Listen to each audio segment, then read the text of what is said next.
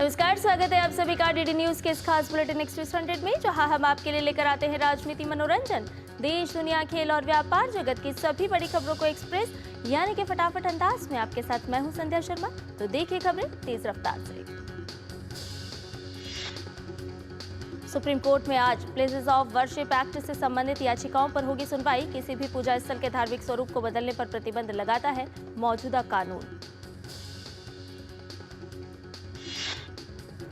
सांसद असदुद्दीन ओवैसी ने अपनी याचिका में उच्चतम न्यायालय से 1991 के प्लेसेस ऑफ वर्शिप एक्ट को लागू करने की मांग की है। कानून के मुताबिक 15 अगस्त 1947 से पहले अस्तित्व में आए किसी भी धर्म के पूजा स्थल को किसी दूसरे धर्म के पूजा स्थल में नहीं बदला जा सकता।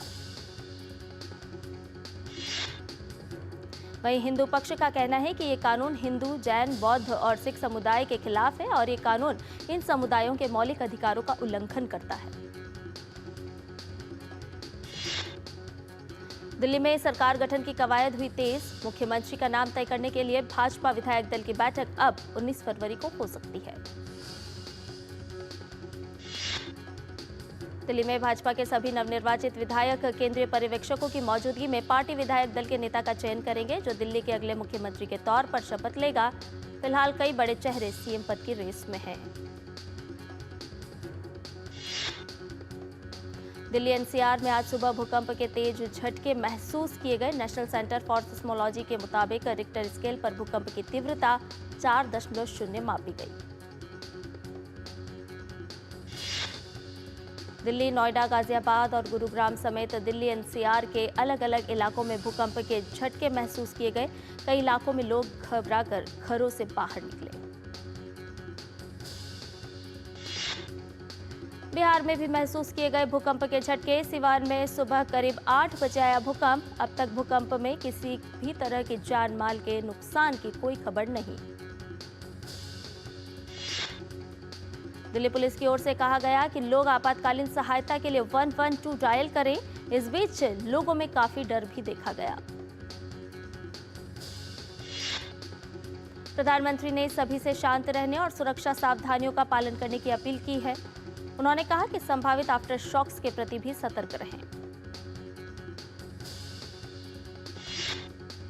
असम विधानसभा का बजट सत्र आज कोकराझार में हो रहा है। विधानसभा का सत्र पहली बार गुवाहाटी से बाहर आयोजित किया जा रहा है। बजट सत्र का पहला दिन कोकराझार में आयोजित हो रहा है, जबकि सत्र की शेष कार्यवाही 19 फरवरी से दिसापुर स्थित विधानसभा भवन में होगी। बजट सत्र 25 मार्च तक चलेगा। असम सरकार और ऑल असम स्टूडेंट्स यूनियन के बीच असम समझौते के खंड 6 के संबंध में न्यायमूर्ति सेवानिवृत्त बिप्लब कुमार शर्मा समिति की 52 में से 38 सिफारिशों के लिए एक कार्य योजना पर सहमति बन गई है। असम के मुख्यमंत्री हिमंता बिस्वा शर्मा ने कहा कि बची हुई 14 सिफारिशों पर निर्णय आसू के साथ भविष्य में होने वाली चर्चा में किया जाएगा। कांग्रेस सांसद गौरव गोगोई की पत्नी एलिजाबेथ गोगोई के आईएसआई से कथित संबंधों को लेकर असम के मुख्यमंत्री हिमंता बिस्वा शर्मा ने एलिजाबेथ पर हमला बोला है। उन्होंने कहा कि एलिजाबेथ के पाकिस्तानी नागरिक अली शेख के साथ हैं मजबूत संबंध। सीएम हिमंता बिस्वा शर्मा ने कहा कि एलिजाबेथ और Ali Sheikh climate development knowledge network नामक वैश्विक जलवायु कार्रवाई समूह में साथ मिलकर काम कर चुके हैं।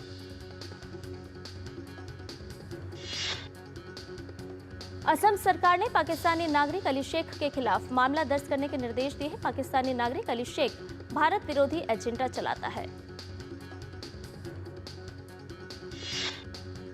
अमेरिका से 112 अवैध भारतीय प्रवासियों को लेकर एक सैन्य विमान रविवार देर रात अमृतसर अंतर्राष्ट्रीय हवाई अड्डे पर उतरा। अधिकारियों के अनुसार प्रवासियों के खाने पीने की उचित व्यवस्था की गई थी। एयरपोर्ट पहुंचते ही प्रवासियों के दस्तावेजों की जांच की गई। सभी औपचारिकताएं पूरी करने के बाद उन्हें उनके गृह राज्यों में भेजा जा रहा है। दिल्ली में सरकार बदलते ही यमुना की सफाई का काम हुआ शुरू। दिल्ली के उपराज्यपाल कार्यालय ने बताया, ट्रैश स्कीमर, वीड हार्वेस्टर और एक ड्रेस यूटिलिटी क्राफ्ट के साथ नदी में सफाई अभियान शुरू हुआ। यमुना की सफाई के लिए एक 4 स्तरीय रणनीति बनाई गई है। इसमें नदी को साफ करने के लिए 3 सालों में अलग अलग चरण में काम किया जाएगा। दिल्ली प्रदूषण नियंत्रण समिति भी यमुना सफाई योजना की उच्चतम स्तर पर निगरानी करेगी। समिति ने औद्योगिक इकाइयों द्वारा नालों में अपशिष्टों के डाले जाने पर कड़ी निगरानी रखने के निर्देश दिए हैं। दिल्ली में सरकार बदलने के साथ ही यमुना में भी बदलाव नजर आने लगा है। इसी क्रम में वासुदेव घाट पर रविवार शाम को यमुना की आरती की गई। मध्य प्रदेश सरकार ने 2025-26 के लिए नई आबकारी नीति की है जारी। नीति के तहत 1 अप्रैल से राज्य के पवित्र क्षेत्रों में शराब की दुकानें बंद कर दी जाएंगी। जिन पवित्र धार्मिक क्षेत्रों में शराब की दुकानें बंद होंगी उनमें उज्जैन, ओंकारेश्वर, महेश्वर आदि शामिल हैं। साथ ही सभी मदिरा दुकानों पर पीओएस मशीनें लगाई जाएंगी और स्कैनिंग से ही बिक्री होगी। उत्तर प्रदेश विधानसभा का बजट सत्र कल से हो रहा है शुरू। उप मुख्यमंत्री ब्रजेश पाठक ने कहा, प्रदेश के सर्वांगीण विकास में इस बार का बजट मील का पत्थर साबित होगा। मध्य प्रदेश के मुख्यमंत्री डॉक्टर मोहन यादव ने भोपाल में 24वीं अखिल भारतीय पुलिस जल क्रीड़ा प्रतियोगिता का किया उद्घाटन। इस प्रतियोगिता में 23 से ज्यादा राज्यों के 557 से अधिक खिलाड़ी भाग ले रहे हैं। उत्तर प्रदेश के मुख्यमंत्री योगी आदित्यनाथ ने लखनऊ में युवा उद्यमियों के साथ किया संवाद। कहा, महाकुंभ दुनिया का सबसे बड़ा आध्यात्मिक और सांस्कृतिक आयोजन बना। प्रयागराज में जारी दिव्य और अलौकिक महाकुंभ में श्रद्धालुओं के पहुंचने का सिलसिला है जारी। महाकुंभ में पवित्र स्नान करने वाले स्नानार्थियों की संख्या 53 करोड़ के पार पहुंची। रविवार को महाकुंभ में 1,49,00,000 लोगों ने स्नान किया। वहीं प्रयागराज में स्नान करने वाले कुल श्रद्धालुओं की संख्या 52.96 करोड़ हो चुकी है। प्रयागराज में चल रहे महाकुंभ में यात्रियों की सुविधा के लिए विश्व स्तरीय है इंतजाम। श्रद्धालुओं की सुरक्षा के लिए पुलिस की कड़ी व्यवस्था की गई है। नई दिल्ली से प्रयागराज जाने के लिए आज 5 और स्पेशल ट्रेनों का इंतजाम। प्लेटफॉर्म नंबर 16 से रवाना होगी सभी स्पेशल ट्रेनें। यात्रियों के लिए 139 नंबर पर हेल्पलाइन सुविधाएं। प्रयागराज जाने के इच्छुक सभी यात्री नई दिल्ली रेलवे स्टेशन के अजमेरी गेट की तरफ से आएंगे और जाएंगे। रेल मंत्रालय ने यात्रियों से अफवाहों पर ध्यान नहीं देने का भी अनुरोध किया है। महाकुंभ में दिव्य ज्योति वेद मंदिर द्वारा आयोजित अखंड रुद्रपाठ महादिव्यानुष्ठानम ने एक ऐतिहासिक उपलब्धि प्राप्त करते हुए विश्व का सबसे बड़ा रिले जाप का विश्व रिकॉर्ड बनाया। ये महाअनुष्ठान भारत की प्राचीन वैदिक परंपरा के गौरव को पुनर्स्थापित करने वाला अद्वितीय आध्यात्मिक आयोजन हुआ। 33 दिनों तक अनवरत वैदिक मंत्रोच्चारण किया गया। महाकुंभ पर लालू यादव के दिए आपत्तिजनक बयान के बाद देश भर के साधु संतों में भारी नाराजगी। परमार्थ निकेतन आश्रम के अध्यक्ष चिदानंद सरस्वती ने लालू यादव के बयान को दुर्भाग्यपूर्ण बताया। वाराणसी में काशी तमिल संगमम का तीसरा संस्करण जारी। 15 से 24 फरवरी तक चलने वाले इस आयोजन में तमिलनाडु से 5 समूहों के तहत लगभग 1000 प्रतिनिधि हो रहे हैं शामिल। सूचना एवं प्रसारण मंत्री ने कहा, काशी और तमिल का संबंध 5000 से 10,000 साल पुराना। काशी तमिल संगमम को बताया प्रधानमंत्री की एक भारत श्रेष्ठ भारत सोच का हिस्सा। इंडोनेशिया के बाली में चल रहे अंतर्राष्ट्रीय फ्लीट रिव्यू आयोजन में हिस्सा लेने के लिए भारतीय नौसेना के INS शार्दुल और लंबी दूरी के समुद्री निगरानी PHI विमान बाली में है। अंतर्राष्ट्रीय फ्लीट रिव्यू का समापन 22 फरवरी को होगा। इस दौरान भारतीय नौसेना अंतर्राष्ट्रीय समुद्री सुरक्षा संगोष्ठी और सामरिक फ्लोर गेम्स सहित विभिन्न उच्च स्तरीय कार्यक्रमों में हिस्सा लेगी। शुरुआती कारोबार में सेंसेक्स और निफ्टी में गिरावट का सिलसिला जारी है। सेंसेक्स 297.8 अंक गिरकर 75,641.41 अंक पर आ गया, जबकि निफ्टी 119.35 अंक गिरकर 22,809.90 अंक पर पहुंच गया। बैंक ऑफ महाराष्ट्र ने कहा, गुजरात की गिफ्ट सिटी में international financial services centre banking unit स्थापित करने के लिए RBI से मिली मंजूरी। फेसबुक, इंस्टाग्राम और व्हाट्सएप की प्रवर्तक कंपनी मेटा ने 50,000 किलोमीटर की लंबाई के अंडरसी केबल प्रोजेक्ट वाटरवर्थ का ऐलान किया है। इस प्रोजेक्ट का उद्देश्य भारत अमेरिका के बीच डिजिटल कनेक्टिविटी को बढ़ाना है। भारत के व्यापारिक निर्यात में चालू वित्त वर्ष की चौथी तिमाही में $124.8 बिलियन की वृद्धि होने का अनुमान है, जो वित्त वर्ष 2024 की चौथी तिमाही की तुलना में 3.64% की वृद्धि है। देश की अग्रणी ऑटोमोबाइल निर्माता हुंडई मोटर इंडिया लिमिटेड ने भारत से निर्यात के 25 साल पूरे कर लिए हैं। इस दौरान क्षेत्र में सबसे बड़े निर्यातक के रूप में कंपनी की स्थिति मजबूत हुई है। फास्टैग का नया नियम आज से हुआ लागू। इसके तहत जिन भी यूजर्स के फास्टैग में लो बैलेंस, भुगतान में देरी या फिर फास्टैग ब्लैकलिस्ट होगा, उन पर अतिरिक्त जुर्माना लगाया जाएगा। भारत फोर्ज लिमिटेड अपने क्षमता विस्तार और मजबूत आपूर्ति श्रृंखला पर ध्यान केंद्रित करने की योजना बना रहा है। कंपनी को उम्मीद है कि ऐसा करने के साथ उसके एरोस्पेस व्यवसाय में 50% तक की राजस्व वृद्धि होगी। केंद्र सरकार ने जानकारी दी है कि भारत वैश्विक मछली उत्पादन में लगभग 8% हिस्सेदारी के साथ दूसरा सबसे बड़ा मछली उत्पादक देश है। माइक्रोसॉफ्ट की global online safety survey report के मुताबिक दुनिया में सबसे ज्यादा एआई का इस्तेमाल भारत के लोग कर रहे हैं। इनमें 25 से 44 साल की उम्र के यूजर्स 84% हैं। भारतीय कर अधिकारियों ने ब्रिटिश बीमा कंपनी अवीवा की घरेलू इकाई को पिछले करों और दंड के रूप में $75 लाख का भुगतान करने का आदेश दिया है। पाया गया है कि कंपनी ने गैरकानूनी कमीशन देने के लिए फर्जी इनवॉइस तैयार किए और अनुचित टैक्स क्रेडिट के दावे किए।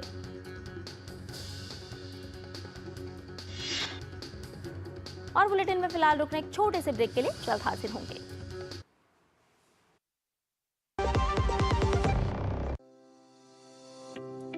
पैसा बचाना पैसा कमाने के बराबर है। अब मैं खुश हूँ कि मैं अपने पीएनजी स्टोव की वजह से हर महीने कुछ पैसे बचा सकती हूँ। जैसे ये 20 से 25% तक फ्यूल के उपयोग को कम कर देता है। मेरा पीएनजी स्टोव ISI मार्क के साथ 100% सुरक्षित भी है। इसके अलावा पीएनजी फ्यूल के रूप में पूरी तरह से जलता है, जिससे इसे पर्यावरण के अनुकूल फ्यूल के नाम से जाना जाता है। तो पीएनजी फ्यूल का उपयोग करें और मेरी तरह पैसे बचाएं।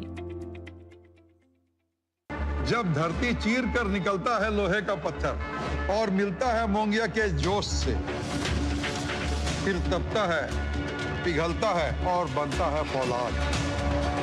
अब होता है सरिया सारी खूबियों के साथ। मोंगिया स्टील, मजबूत देश का मजबूत सरिया।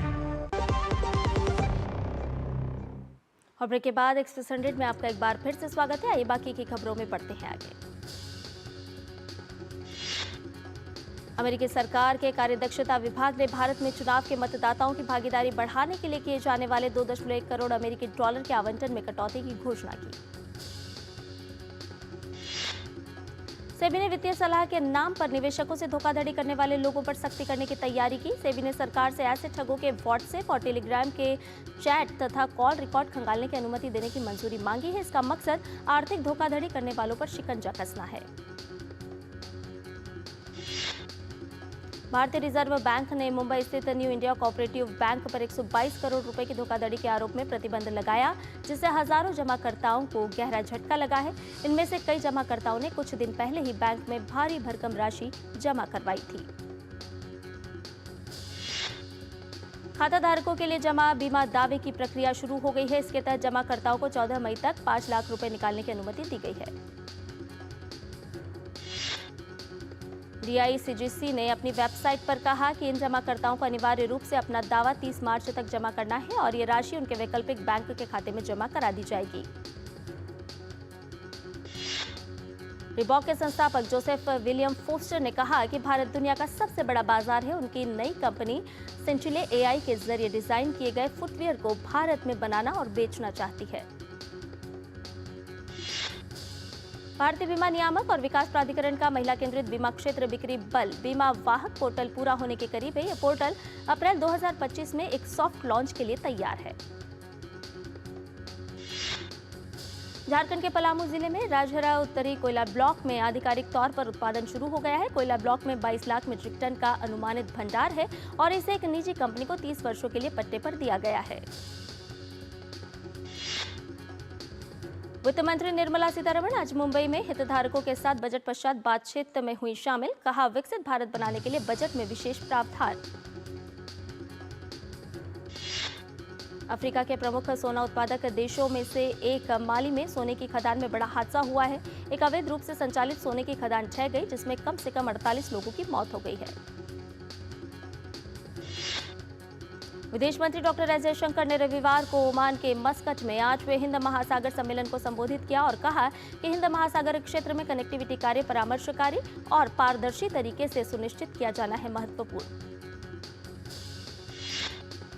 विदेश मंत्री ने हिंद महासागर क्षेत्र में भारत मध्य पूर्व यूरोप आर्थिक गलियारे और भारत म्यांमार थाईलैंड त्रिपक्षीय राजमार्ग की योजना में सहयोग पर दिया जोर।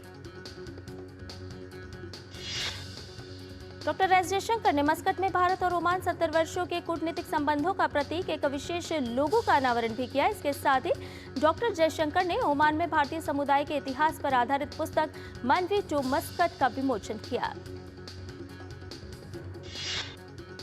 विदेश मंत्री डॉक्टर एस जयशंकर ने बांग्लादेश की अंतरिम सरकार के विदेश मामलों के सलाहकार मोहम्मद तौहीद हुसैन से मुलाकात की। विदेश मंत्री डॉक्टर एस जयशंकर ने नेपाल के विदेश मंत्री आरजू राणा देउबा से भी मुलाकात की। अमेरिका में केंटकी के गवर्नर एंडी बेशर ने पुष्टि की कि सप्ताहांत के खराब मौसम के कारण 8 लोगों की मौत हो गई। बचाव दलों ने तूफान से प्रभावित लोगों की सहायता के लिए 1000 से अधिक ऑपरेशन चलाए हैं।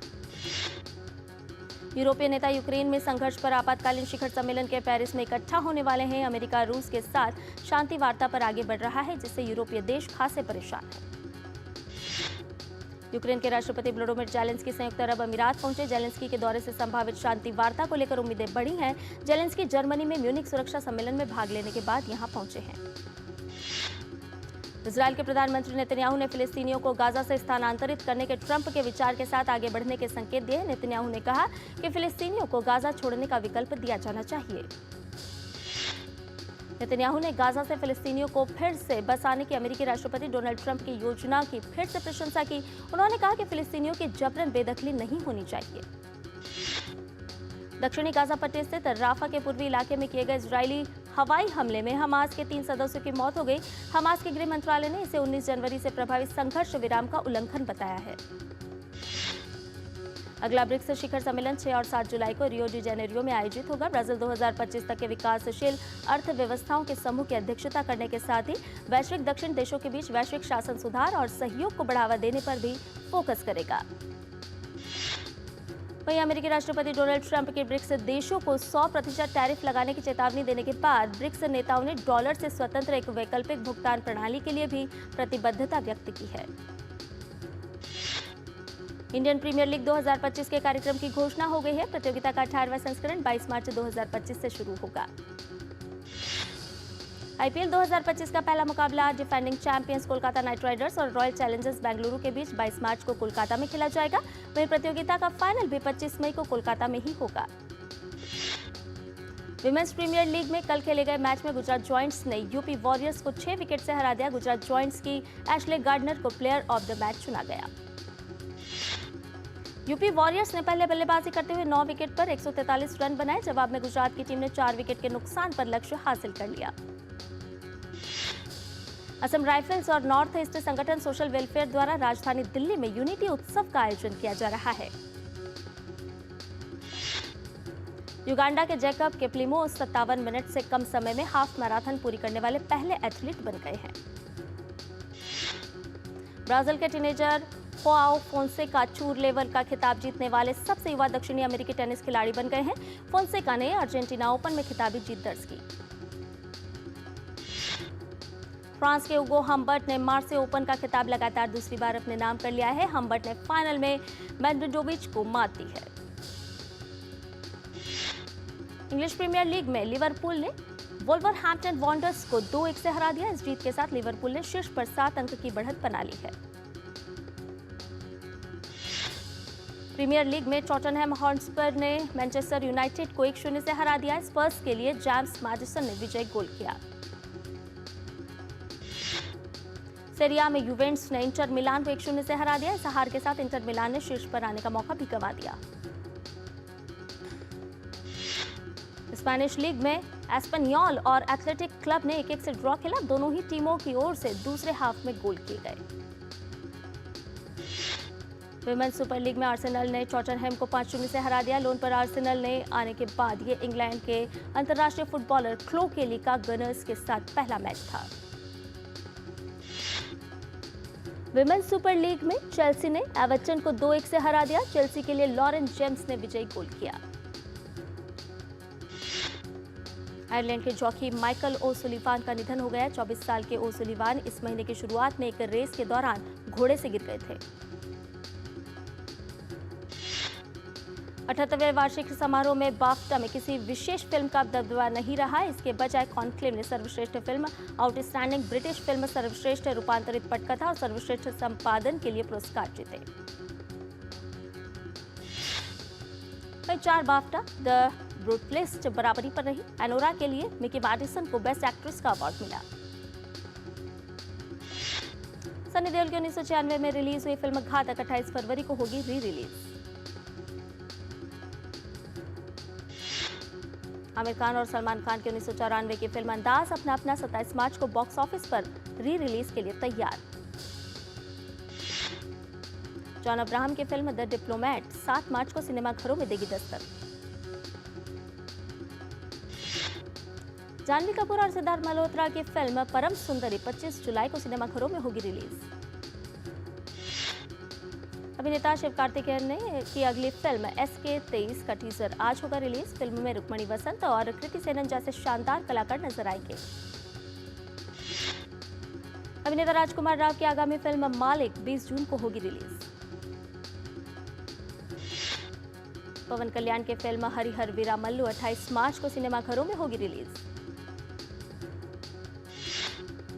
अभिनेता कार्तिक आर्यन और अभिनेत्री श्रीलीला की फिल्म आशिकी 3 का पहला लुक आया सामने। फिल्म इस साल दिवाली पर होगी रिलीज। गोल्डन ग्लोब अवार्ड्स में अपनी शानदार जीत के बाद यूनिवर्सल पिक्चर्स की फिल्म द ब्रूटलिस्ट 28 फरवरी को भारत में होगी रिलीज। फिल्म Kesari chapter 2 the untold story of Jallianwala Bagh 18 अप्रैल को रिलीज होगी। और एक्सप्रेस न्यूज में फिलहाल मेरे साथ इतना ही। मुझे दीजिए इजाजत, लेकिन डीडी न्यूज पर खबरों का सिलसिला लगातार जारी है। नमस्कार।